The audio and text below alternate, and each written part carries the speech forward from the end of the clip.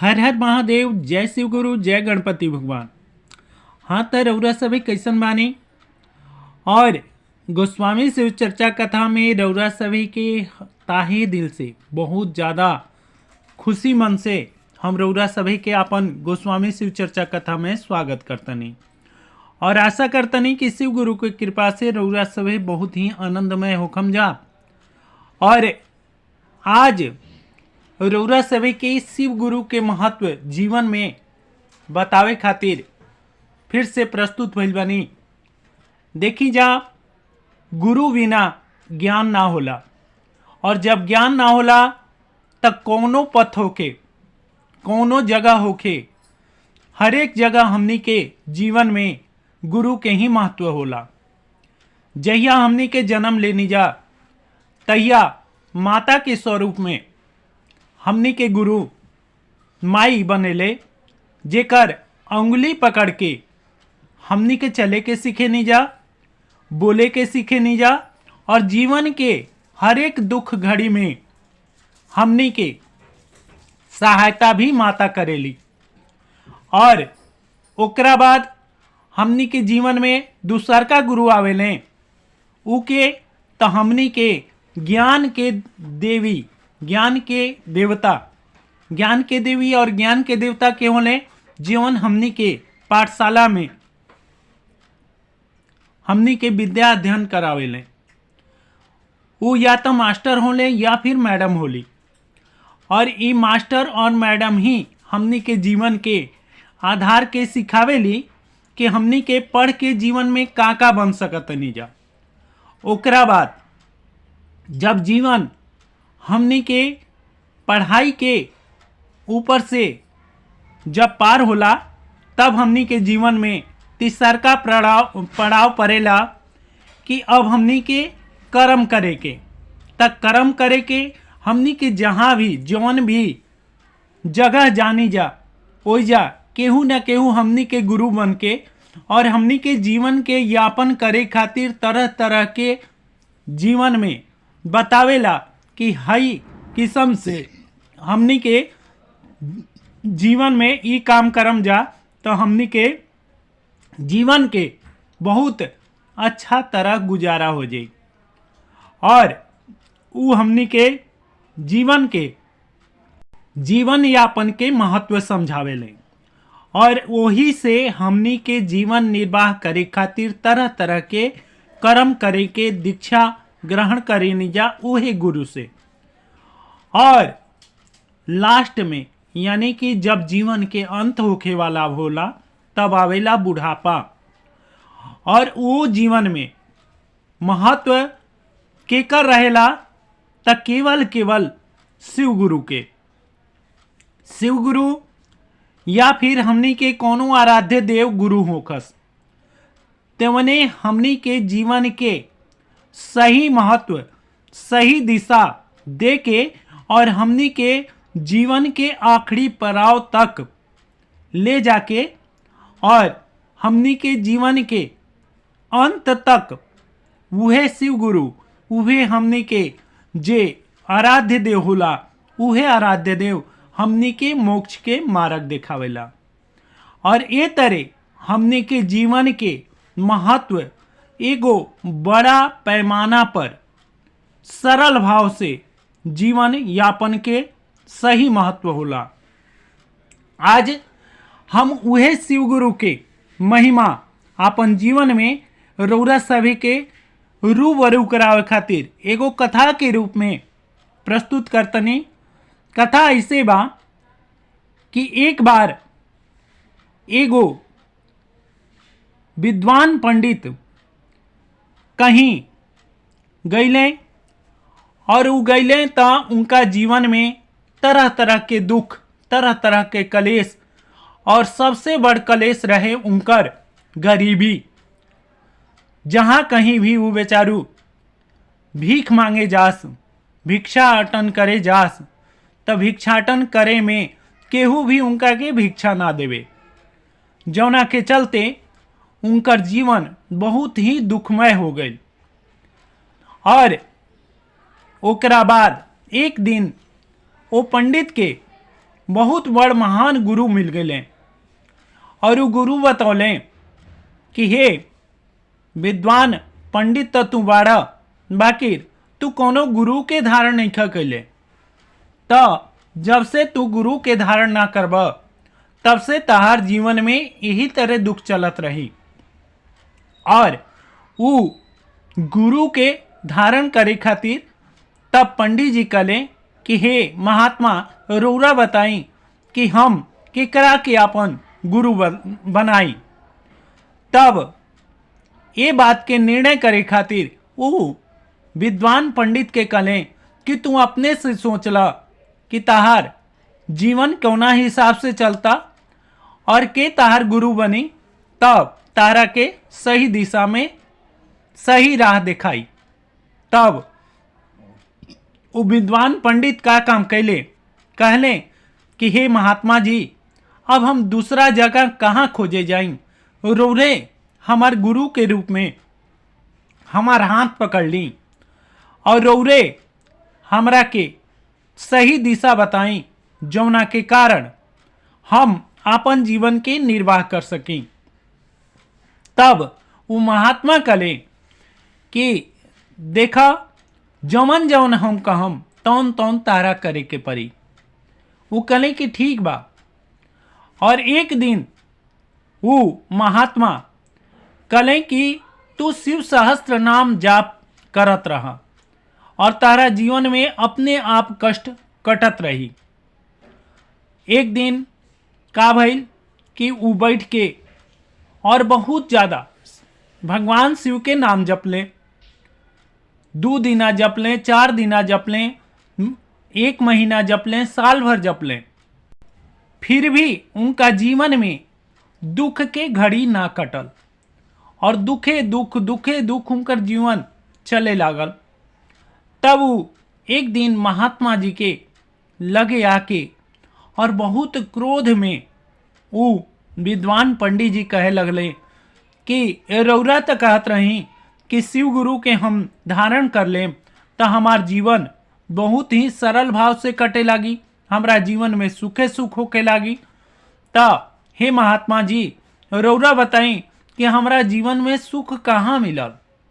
तब वो का काम कैले, कले कि ठीक बा, आज तू भिक्षाटन करे खातिर उल्कापुर नगरी में जा और ओइजा उल्कापुर नगरी में जाके और तू जाके ओइजा राजा के घरे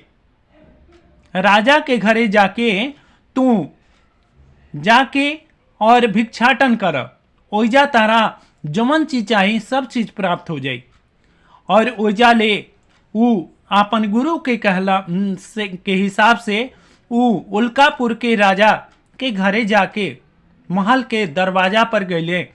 जब महल के दरवाजा पर गए तब ओइजा जौन द्वारपाल रहन कले कि हे विद्वान पंडित हमरा बुझाता कि तू बहुत ही ज़्यादा विद्वान बाड़ा, तब एजा कौना प्रयोजन से तू आयल बाड़ा। तब वो कले कि हम राजा से मिलल चाहतनी। तब वो जौन द्वारपाल रहन वो राजा के लगे राज दरबार में ले गए। जब राज दरबार में ले गए तब वो राज दरबार में जब गए तब कहले राजा की हे विद्वान पंडित तू बतावा कि तू का चाहता रहा। तब वो कहले कि हे महाराज हम ऐसा चाहतनी कि हमरा के रौरा धन दही जौना के चलते हमार जीवन सुखमय व्यतीत होके लागे। तब वो कहले कि ठीक बा, जा और जाके हमरा खजाना से तारा जितना जी भर के सोना चांदी हीरा जवाहरात जितना धन चाहिए उतना तू बांध ला और बांध के अपना घरे जा। जब वो बांध के और अपना घर के तरफ आवे लगले तब रास्ता में जब वो नाव के करीब अपना जवन नाव पर चढ़ के वो दूर दराज आई रहन जौना नगरी में, वो नगरी के बाहर ही आपन गंगा जी के किनारे आपन नाव खड़ा करके गई रहन। वही नाव के किनारे जब अले तब जब वो धन दौलत सब चीज नाव में भर ले और जब नाव में चढ़ के फिर से वो अपन गुरु जी के पास जाए लगले, तब तक गुरु महाराज के कृपा से उनकर परीक्षा खातिर भगवान शिव गुरु एगो साधु महात्मा के भेष बना के और उनका लगे आ गए, कहलें कि हमरा के भिक्षाटन चाही, हम कई दिना से भूखा बानी और तारा नाव में काबा तू हमरा के दे दा। तब वो कहलें कि अरे रे तू पगला गेल बड़ा, हमरा नाव में कुछ भी नहीं खे, और जितना भी बा घास पात बा और तरह तरह के जड़ी बूटी बा, हमारे गुरुजी जड़ी बूटी मंगौले बड़े, उहे जड़ी बूटी हम लेके जातनी। तब वो बात पर भगवान शिव रुष्ट हो गए और उनका के तथास्तु कह के चल गए। जब तथास्तु कह के चल गए, तब ये पंडित विद्वान जब पीछे मुड़ के देखा तने, तब सचमुच उनकर नाव जौन रहे भारापन के कारण वो नदी में डूबत रहे, तवन हल्का हो गई और पूरा नदी के ऊपर तैरे लागल। अभी बेचारू ओइजा गिर के बेहोश हो गए और गुरु के अपन ध्यान कैलें कि हे प्रभु, हे गुरुदेव, हम तो बड़ा अचंभी में पड़ गए बनी, हम बड़ा संकट में पड़ गए बनी, प्रभु अब आके हमरा के बचाई। और जब वो अपन गुरु के ध्यान कैलें, तब उनकर गुरु बहुत ही आत्मयोग और साधना से परिपूर्ण रहन और इनका याद करते ही वो गुरु इनका लगे पहुँच गए। जब अले तब पूछले कि बतावा तू काहे हमरा के याद कैला हा। तब वो गुरु के देख के दंडवत प्रणाम कैले, प्रणाम करके कहलें कि हे गुरुदेव, अभी अभी एगो दंडी स्वामी आई रहन और वो हमरा से भिक्षाटन मंगले हैं। हम उनका से यह कह देनी हाँ कि एमे लता पता भरल बा और यही जीवन निर्वाह करे खातिर हम अपन गुरु के लगे ले जातनी, और तथास्तु कह के वो चल गए हैं।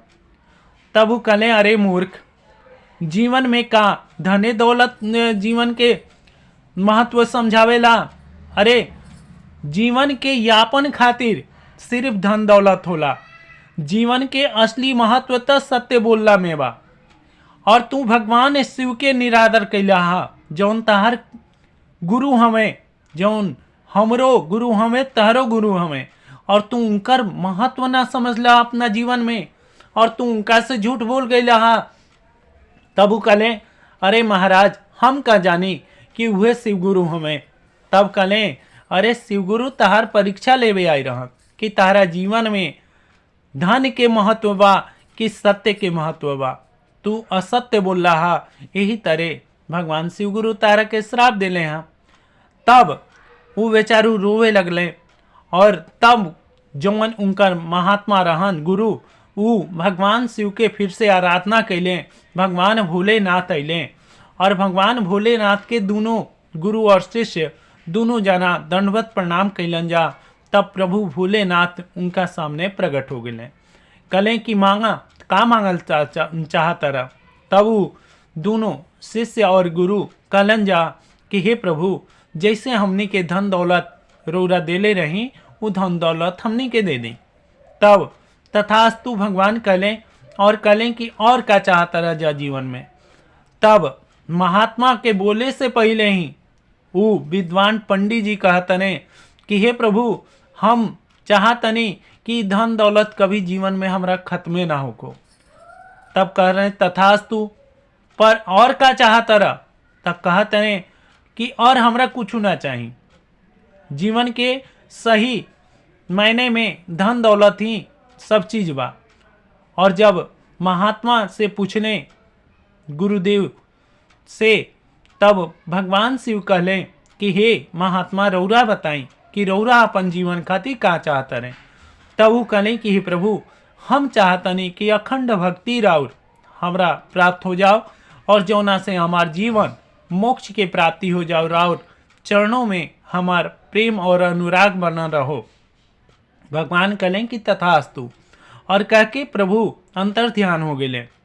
जब ये पंडित दूर दराज जब लेके ही पहुँचले अपना घर खातिर, जब बक्सा पेटी में पूरा गहना गुड़िया भर के जब ले लें, जब घरे अले, तब इनका दूसरा दिन ही फिर से का भइल कि अब इनका रात में चैन ना आवे, दिन में चैन ना आवे, हरदम जैसे धन दौलत पर एगो सर्प फन मार के बैठा रहेला, वैसे पंडित जी कुछ भी काम ना करत, सिर्फ धन दौलत के रक्षा खातिर रात भर जागस, दिन भर जागस, रात भर जागस, दिन भर जागस।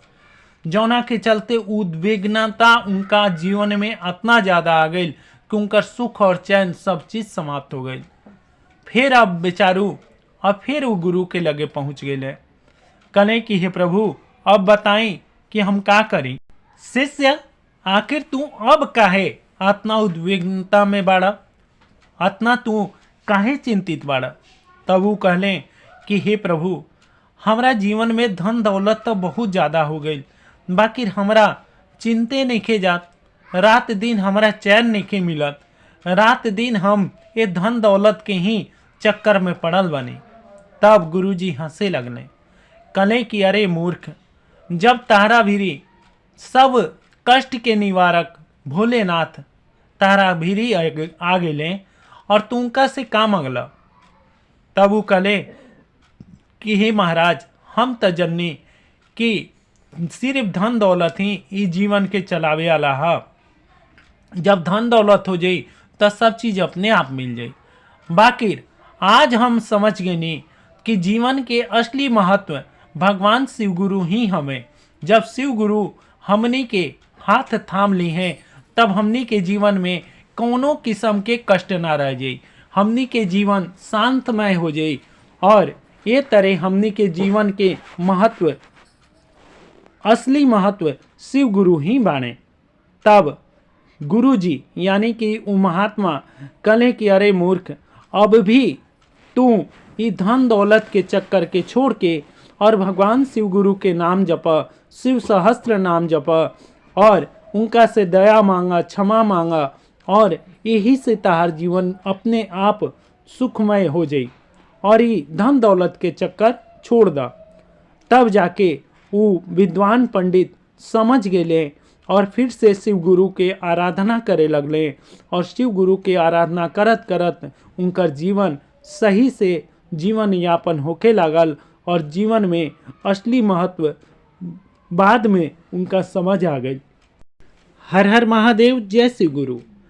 अब रउरा सभे खुद ही ये चीज़ के अपना जीवन में समझ जाई जा कि धन के महत्व जीवन में बा कि हमनी के शिव गुरु के महत्व जीवन में बा, क्योंकि इस जीवन के चलावे वाला एके हमनी के गुरु बाणे, वो हमें शिव गुरु।